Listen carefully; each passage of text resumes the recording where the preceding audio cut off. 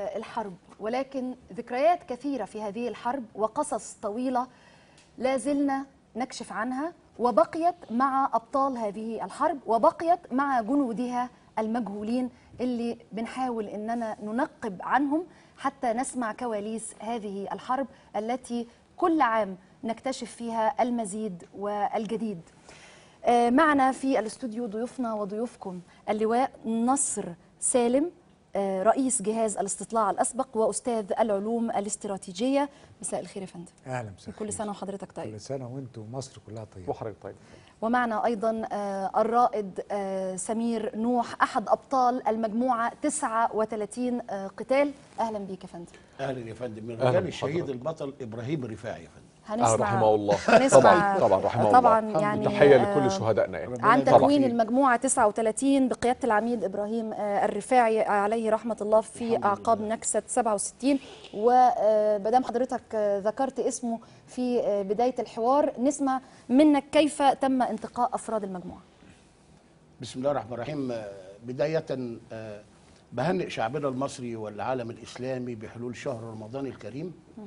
وثانيا بهنئ قواتنا المسلحة وشعبنا المصري اللي كان من فعاليات نصر أكتوبر والدول العربية اللي شاركتنا انتصارات حرب أكتوبر بذكرى العاشر من رمضان. وبقول للجميع كل عام وأنتم بخير، وربنا يرجع النصر لمصر ويخلينا في أمن وأمان دائما يا رب. بشكر قناة الCBC كسرى على الاستضافة لنا. أشكرك. وأنا سعيد جدا وبيشرفني أن يكون معايا قائدي العظيم البطل من الجنود المجهولين في المعارك، سيادة اللواء نصر سالم. دولت من الجنود المجهولين اللي بيكونوا خلف خطوط العدو دائما. طيب حضرتك أنا عندي مواضيع كتير جدا، ولكن شوفي حضرتك عايزة نبدأ بإيه؟ انتقاء المجموعة 39 كانت الصاعقة البحرية، كانت النواة الأولى لاختيار العمل قبل ما تتشكل كلمة المجموعة 39 قتال.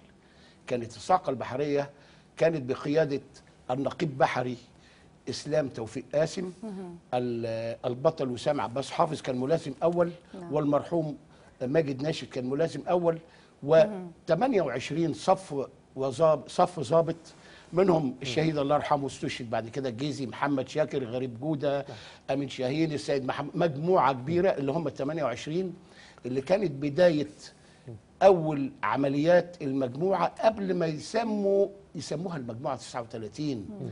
وكانت البداية كمان معلش أنا أتكلم بسرعة علشان ما أخدش الوقت كله يعني.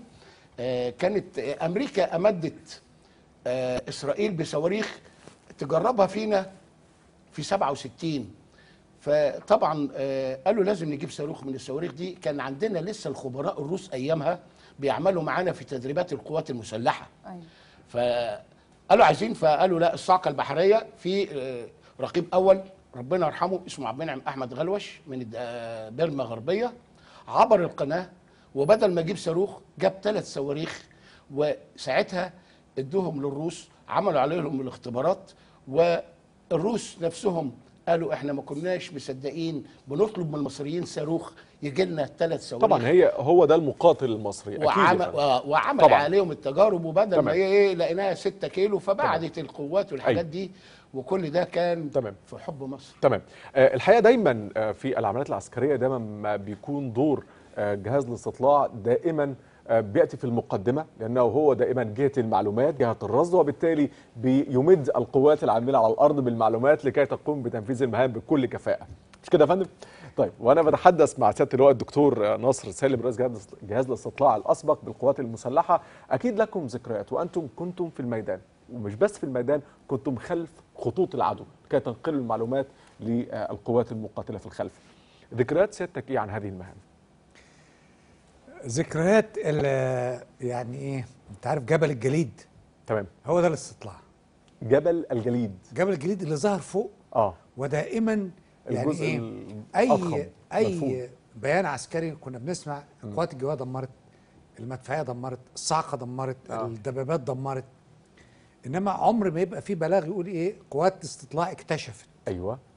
فدائما نبقى عارفين على طول كده اي بيان عسكري بأي مهمة اتنفذت ضد العدو سبقها بلاغ استطلاع. طبعا. لان اتعرف منين ده؟ طبعا. في بلاغ استطلاع قال ان في عدو هنا في الحته الفلانيه يتدمر بالطريقه دي، فاتدمر بالطريقه دي. فدائما بقول هو ده جبل الجليد اللي او الجزء من جبل الجليد اللي مش ظاهر. تمام. فدائما اي بلاغ او اي صاروخ اتوجه من طياره ضد هدف سبقوا معلومه استطلاع. اي دانه مدفع نزلت دمرت هدف سبقها بلاغ استطلاع. اي اغاره على موقع لابد اكيد كان في معلومات الاول. يكفي مثلا حاجه بسيطه جدا، وده طبعا دورنا ويعني بنعتز بيه كلنا ومش مهم يعني ايه اللي عملوه ايه اللي لكن خلاص يعني نجحنا في ان هذه المعلومه تستغل وان قواتنا تستفيد بهذه المعلومه وتدمر العدو. تمام.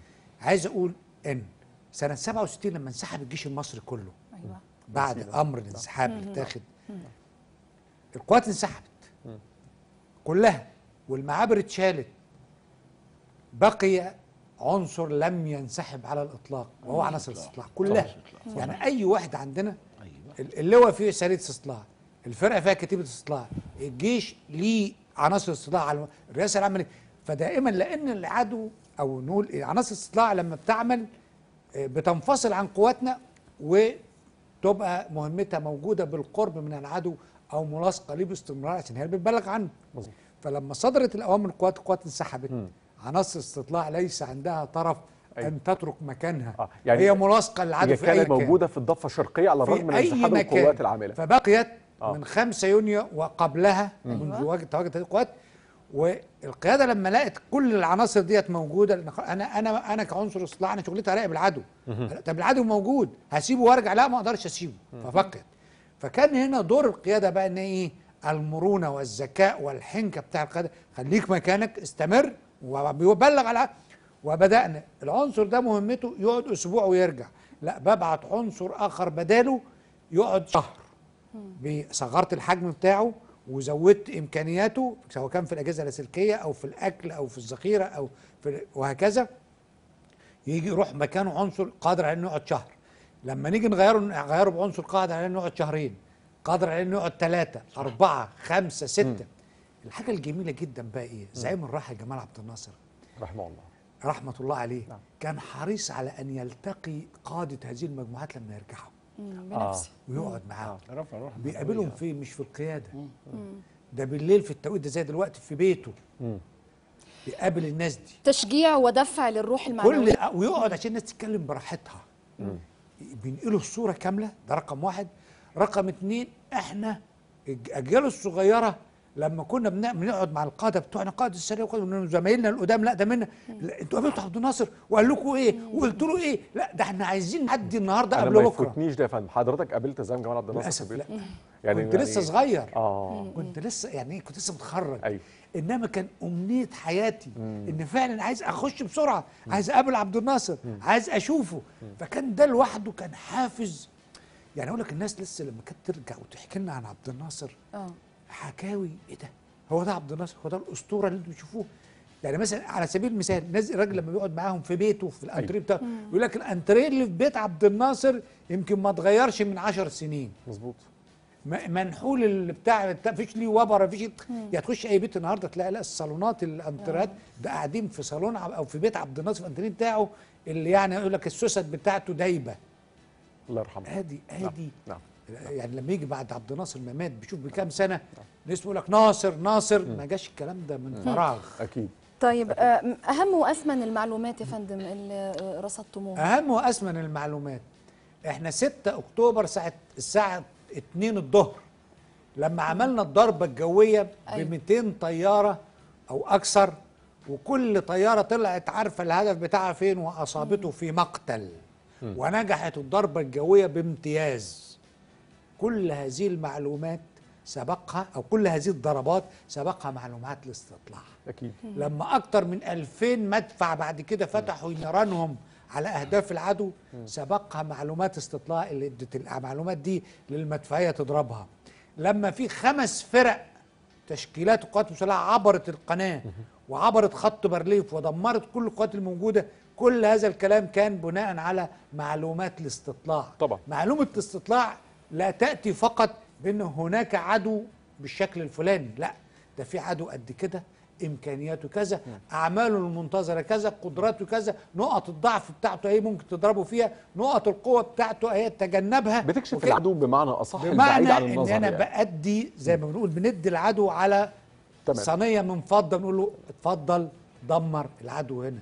فايه فلان هو الجند انا عايز اقول حاجه بالمناسبه، بمناسبه الشهيد رحمه الله عليه ابراهيم الرفاعي، ودي مجرد يعني ايه كانت دعابه، لان لا ننكر ما قامت به مجموعه 36 واحنا بنحسدهم طول عمرنا، كنا نحسد المجموعه دي.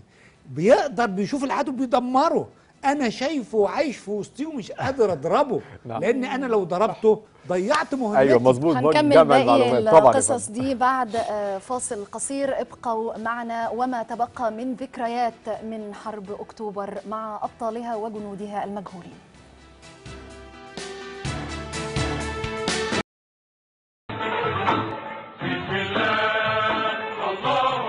أقف أمامكم لكي نتفاخر معا ونتباهى بما حققناه في 11 يوما من أهم وأخطر بل أعظم وأمجد أيام تاريخ.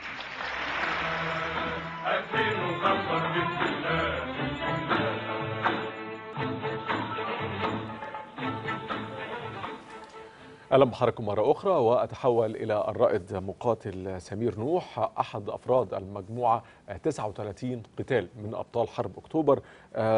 أرجع مع حضرتك بالمهام اللي كنتوا بتنفذوها. كان معروف يعني أو بيقال دايما إن في عدد من الجيوش من بينها الجيش الإسرائيلي بالنسبة للفرد المقاتل هو من أعلى الأفراد تسليح بالنسبة للفرد المقاتل، وأن المقاتل المصري ربما كان ينقصه الكثير من الإمكانات. سؤال لحضرتك، إزاي عوضتوا الفارق ده؟ وإزاي في فترة قليلة من 67 بعد 67 بأيام قليلة جدا من رأس العش قدرتوا تعملوا مجموعة عمليات في العمق بالعكس تهدوا بها هذه النظرية وتكسبوا ثقة مصر وثقة العالم كله حتى جاء النصر؟ حضرتك أستاذ عمرو، علشان خاطر احنا مؤمنين بقضيتنا ولنا حق، واحنا اللي كنا العدو اللي هاجم علينا، فاحنا لنا حق جامد قوي. فكان بقدرة ربنا وبالعزيمة والإيمان وليس بالسلاح. سلاحنا كان أضعف من السلاح الإسرائيلي بكتير جدا، وللأسف احنا يعني ما قدروش علينا، لأن احنا ما خليناش اليهود تنام لا ليل ولا نهار في حرب في الاستنزاف. أيوه. إلى درجة بأن موشى ديان وزير الدفاع العدو إنذاك قال علينا الأشباح، لأن كنا بنعبر كل يوم وكل ليلة بنخليهم ما يناموش لا ليل ولا نهار. ادينا حضرتك فكرنا بعملية من العمليات دي اللي كان فيها فرق واضح في التسليح وفي العتاد وفي الأفراد. لا الحمد لله احنا دائما منتصرين عشان مؤمنين بقضيتنا، فكنا دائما منتصرين. وفي عمليه انا هحكي لحضرتك عليها بموجز كبير قوي، وهي عمليه الاخذ بالصقر للشهيد عبد المنعم رياض. أيوة. الله يرحمه. الذي استشهد يوم 9 مارس. أيوة. الوفاء الجرار الذهبي عبد المنعم رياض. واستشهد يوم 9 مارس. وطلع ادانا من موقع اسمه لسان التمساح. أيوة. وطبعا صدرت التعليمات للشهيد البطل ابراهيم الرفاعي، وايامها كان المرحوم الفريق اول محمد احمد صادق الاب الروحي للمجموعه كما سميناه، مع العميد الله يرحمه مصطفى كمال كان الاب الروحي للمجموعه. وحضرنا الشهيد ابراهيم الرفاعي، مش انا اللي حضرت، انا ايامها كنت بقاتل العميد ابراهيم فقط. الرفاعي الله يرحمه. تم تحضير للعمليه، وليله ال40 من استشهاد البطل أيوة. يوم 19 4 سنه 1969 هجمنا على الموقع، ركبنا لانشاتنا الساعه 9. وطبعا دي في تفصيلات كتيره جدا ومش قادر الحق اقولها فين معلش. ولا فين لان الوقت بتاعكم. أيوة. ركبنا لانشاتنا وطلعنا فوق الموقع متقسمين. احنا كنا عاملين تخته رمل على الارض كده، بنقول ان دي دشمه 2 3 4 ودي مجموعه تحرس اللانشات ودي ودي ودي ودي. طلعنا فوق الموقع، كانت في مدفعيه بتضرب من عندهم ومن عندنا، وكان قائد المدفعيه المرحوم البطل المشير محمد عبد الحليم ابو غزاله. الله ربنا. وعبرنا القناه تحت ساتر من النيران، ووقت ما وصلنا للموقع بحوالي 100 متر الشهيد ابراهيم الرفاعي اتصل وقال اوقف الضرب. كنا احنا ركبنا فوق الموقع ده من المواقع الحصينة لخط بارليف اللي ما ينفعش معاها لا طيران ولا مدفعية إلا يا قنبلة ذرية يا الفرد اللي هو الصاعقة، أبطال الصاعقة بحييهم، اختراق الموقع، الصاعقة البرية والصاعقة البحرية وكل القوات الخاصة بحييهم تحية عظيمة. لما ركبنا فوق الموقع لقيناهم مستخبيين تحت في الملاجئ. كان معايا البطل اللواء محي نوح، وبمناسبة الرئيس جمال عبد الناصر بعد ما اتصاب في العملية ديت راح زاره في المستشفى هو والفريق اول محمد احمد صادق ساعتها رحمهم الله جميعا، وربنا يدي الصحه للبطل اللواء محي نوح. زاروا في مستشفى المعادي، رمينا لهم قنابل دخان وقنابل هجوميه ليس دفاعيه. الدفاعيه تقتل، الهجوميه تعور بس. ليه؟ بتعمل صوت شديد جدا. وفجاه كل مجموعه مننا من 10 ابطال على دشمه مستنيين اي حد يطلع، وفجاه لقينا ضرب النار طالع من عند الدشمه اللي عندي. ايوه. فمعايا زميل ليا من الابطال اسمه محمد شاكر، وكان معايا الشهيد الجيزي والبطل هنيدي مهدي ابو شريف، ومجموعه كبيره من ابطال الصاعقه البحريه غير البريه كمان، محمود سعدي، جالات كتير قوي يعني. طبعا هم بيزعلوا لما بقولش اسمائهم بس ما فيش وقت يعني. لقيناهم طالعين بيضربوا من الملجأ من تحت لفوق وبيضربوا عشوائي. فرد محمد شاكر قال لي الحق، رحت ناطط انا والبطل هنيدي مهدي ابو شريف، وكل اللي يطلع نضربه. والحصر ليا انا وهنيدي قتلنا 30 عسكري وضابط اسرائيلي طالعين من هذا الملجأ. باقي زملائي البطل الجلاد والشاكر محمد مجموعه كبيره قتلوا 14 واحد. وكان ثمار الهجوم على هذا الموقع 44 جندي وضابط اسرائيلي. ده للصقر اخذا بالصقر للشهيد عبد المنعم رياض. عايز اقول حاجه علشان انا حاسس ان العمليه هتشطب. الشهيد البطل ابراهيم الرفاعي كنا محاصرين الدبابات في الثغره في نفيشه، وصدر لنا اوامر منه اننا كلنا نفطر. ووقف على تبه كانت عليها موقع صواريخ وطلعت اندفعت الى الشرق، وبدأ يصحح ضرب المدفعيه بتاعتنا الى ان جات له دانه من وراه من ورا ظهره، ومعاه ابطال شريف عبد العزيز ابو الحسن مجموعه من الزملاء، وكان معاهم البطل ضريب اربشيه نمره 1 اسمه صادق عويس. جات له شظه صغيره في ظهره من ورا في القلب. استشهد البطل وهو صائم، علما ان امرنا بالفطار وقت صلاه الجمعه، الجمعه اليتيمه من شهر رمضان رحمه الله. وامر الرئيس السادات طياره تنقله يدفن في مقابر الاسره في مقابر الغفير رحمه الله. ربنا يرحمه دكتور نصر ويرحم شهدائنا جميعا. يا رب. الدكتور نصر، يعني في قصص اخرى تسللت ذات مره حضرتك ومجموعه من الضباط من جهاز الاستطلاع لأحد مواقع العدو، وطبعا اضطررتم حتى لا ينكشف أمركم أنكم ترتدوا نفس الملابس. ممكن تدينا تفاصيل أكتر؟ هو خلي بال حضرتك، أنا هحكي لك القصة دي بالذات. يمكن إيه مش نرتدي نفس الملابس مش كناش محتاجين يعني، لأن إحنا أساسا بنعتمد على الإخفاء. إخفاء لما بيبقى عددنا قليل يعني. انا مجموعتي في الحرب كنا انا واثنين من الجنود يعني، وكانوا ما شاء الله دول بقى للواحد مش ب10 ب100 يعني ما شاء الله. فلان الفرق العدد اهم حاجه في زي ما بقول ايه الشجاعه، الثبات، يعني الصبر لابعد مدى. يعني هحكي بس ليله 6/7 دي. ايوه. ليله ما دخلنا يمكن 6/7 اكتوبر. 6/7 اكتوبر.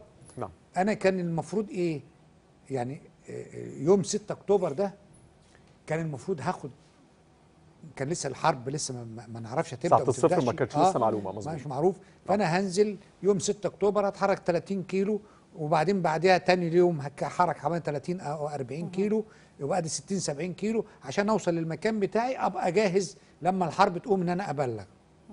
فانا 6 لا ده الحرب قامت، طب انا هستنى يومين على ما اوصل لمكاني؟ ما ينفعش. هوب خط على الخريطه، خط وثبه واحده كانت حوالي من 50 55 كيلو، قربت على الارض 60 كيلو. وخلي بالك كل واحد فينا شايل 50 كيلو فوق كتافه او اكتر في الوقت ده. خدنا الليله دي لحد خلاص قارب النهار، الشمس هتطلع ولسه ما وصلناش. المفروض في جبل هنوصل فيه، لان انا ماشي في ارض مفتوحه كده بالظبط، والارض اللي بنقول مستويه دي يعني مفتوحه مكشوفه، ممكن نتكشف فيها. وخلاص النهار هيطلع ولسه ما قربناش من الجبل، لان الجبل هو اللي بيحمينا، هو اللي بنختفي فيه. وفجاه لقينا ادي ايه الجبل اهوت، هندخل عليه في طريق اسفلت، وجنب الطريق الاسفلت فيه ايه؟ سور سلك ممتد. ورا السور السلك ده في موقع للعدو. طيب ده موقع للعدو، لو انتظرنا هنتكشف لحد الصبح. طب لو رجعت لورا الارض مفتوحه اثرنا، طب نستمر لحد ما السور السلك ده يخلص، العدو هيقابلنا دوريات على الطريق. طب نعمل ايه؟ اقرب حاجه ان احنا ممكن نقطع ثغره في السلك ونعدي عشان ندخل في الجبل. طب ده هنخش من وسط موقع العدو، ما قدامناش حل غير كده. يعني انا فاكر بيت الشعر دلوقتي قلت حتى للاثنين اللي معايا: اذا لم يكن من الموت بد فمن العار ان تموت جبانا. افتح ثغره. وعدينا حوالي 2 كيلو نجريهم واحنا شايلين ده، وخلاص في الرمق الاخير وبنعدي الدبابات جنبينا لان كان منطقه انتشار الاداء فيها. المهم دخلت على المكان اللي تحت صخره وبدات نجهز المكان اللي نداري فيه. مع شروق الشمس بدا بقى ايه ده، اول دبابه بيننا وبينها مفيش 15 ل 20 متر. ومطلوب ان انا هنبلغ عن الدبابات دي، في اللي هو مدرع موجود وفيه مطار قدام مني. طب المعلومه دي لازم تتبلغ. المهم بطريقه او يعني دي كانت المغامره في ازاي افرد الهوائي ده اللي هو الاريال على الارض في وسط في وسط الدبابات دي. او طب ازاي يعني ده حضرتك يعني لازم عشان يعني هتصل على مسافه 500 كيلو للقاهره. كان القرار لازم اطلع. رحت طالع وابتديت افرد الهواء على الارض وايه الناس يعني ممكن في اي لحظه الاقي واحد طالع لي من تحت شبكه تمويه جنبينا بالمنظر ده. المهم ربنا سهل، اتحركت كده 20 متر فردت الهواء كده، واتحركت كده فردته. المفروض طبقا لنظريات لاسلكي ايه؟ لازم الهواء ده يترفع من على الارض والا هيسرب الشحنه الخارج بتاعه مش هيتصل. مظبوط. ففرد اللاسلكي يقول لي مش هينفع، مش قلت له استنى. المهم كمان زدت الطينه بله ان ايه، فهو مش عاجبه ان الهواء على الارض.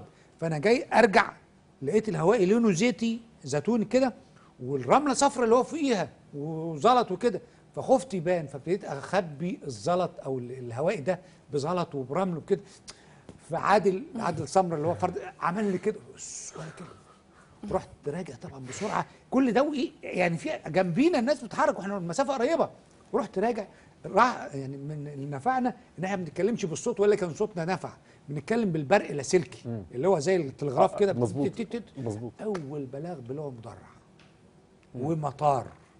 فكانت ايه ده كان موقع ايه يا فندم؟ اسمه ايه؟ كان موقع في مش عايزين نقول طيب تاني في عمق العدو يعني. المهم لا الجمال بقى بتاع ديت بالذات ايه، ان بدات الدبابات تجهز لان بدات قواتنا تعبر. المفروض الدبابات تتحرك مسافه 100 كيلو هتخش على القناه. فادينا المعلومه كامله. بدا اللواء يصطف قبل الغروب بحوالي ساعه. الطيران بتاعنا لنا 4 طيارات داخله فوق اللواء ده. يا سلام، شعوركم بقى طبعا يعني. معايا عادل سمره. ايوه. راح طالع من تحت الحفره، الله اكبر. والضرب شغال يعني. بس على ذكر الطائرات يا فندم، حضرتك تحدثت قبل كده عن ارتباك الدبابات الاسرائيليه. ما هي دي هم الدبابات. احنا بنقول لك ايه، الطيران ضرب حوالي 20 دبابه. دبابات بدات تضرب في بعضها، بدات تتصادم مع بعضها عشان ينزلوا الحفر يخبطوا في بعض. تلاقي برج دبابه طاير، دبابه خبطته من التانيين. حاله من الارتباك. طبعا انا نطيت جبت عادل نزلته تحت. انا انت فاكر نفسك فين؟ قال خلاص قواتنا 100 ده قواتنا 100 كيلو اقعد. المهم ايه، اتدمر العدو ده اللي هو ده ما عداش ما اتحركش في الليله دي. وقعدوا يرفعوا كفاءته، جابوا دبابات بدل اللي اتدمرت. وانتم موجودين برضو في الموقع. احنا بقول لك لو ده يعني ممكن تيجي فينا. شجاعه بصراحه واصرار. تاني يوم بدا يعمل نفس العمليه ويصطف تاني هيتحرك. بلغنا نفس البلاغ ومنتظرين الدبابات ان طياراتنا هتيجي. فجاه لقينا ايه، هو كل دبابه بيبقى فيها مدفع مضاد للدبابات او رشاش بنسميه. بيضرب الطيارات. لان الطيارات المدافع بتضرب في الهواء وصفارات انذار في الموقع. والدبابات بعد ما كانت مصطفى بتجري برضو نفس الكلام ونفس المنظر، بيخبطوا في بعضهم. الله، طب فين الطيران؟ كل الكلام.